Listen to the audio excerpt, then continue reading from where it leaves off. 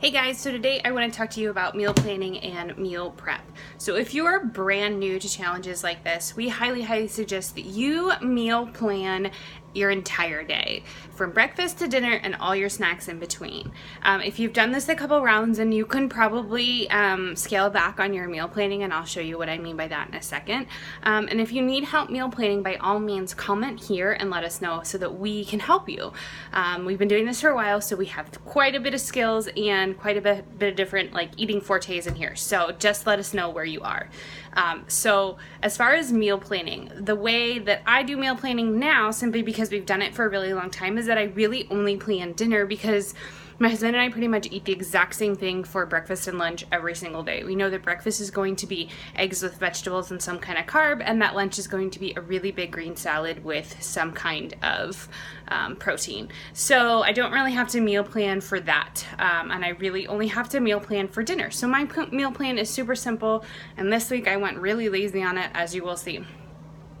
Literally, that is our meal plan. These are what we're having for dinner, and then I've got a couple of salads that I'm probably gonna make for lunch as well.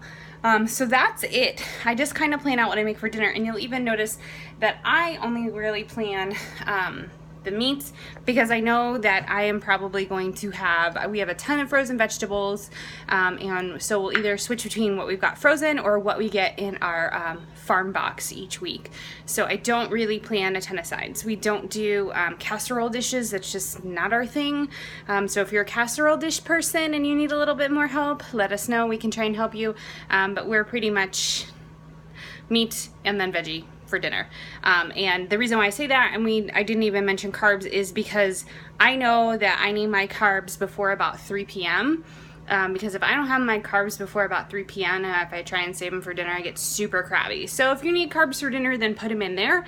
But I would suggest, just for me, that's just what I need. I need my carbs and my fruit earlier in the day. But what I do as far as meal prepping is that I prep our lunches. I'm a stay-at-home mom, a work-at-home mom, so I can do dinner unless we have a really crazy night. So I really don't do a lot of prep for dinner, but we do prep for lunch and for some of our breakfasts. So I'll show you. We try and make some sweet potatoes. These are just baked sweet potatoes, and we try and have those. That way I'm not reaching for a bad carb, so we try and have plenty of those on hand. And then we try and always have some salad cut up, so that way we can just toss it in with, so this is just, we'll toss it in with some greens, some kale, and some spinach. So these are ready to go for lunch. And then we make our own salad dressing. Remind me, I'll give you this recipe. It's creamy garlic, and it is amazing.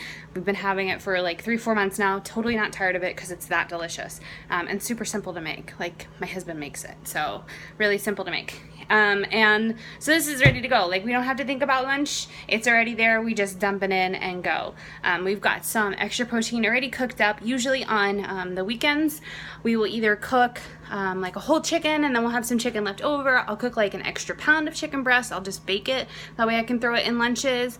Or we'll cook like a big flank steak, and I'll have that left over.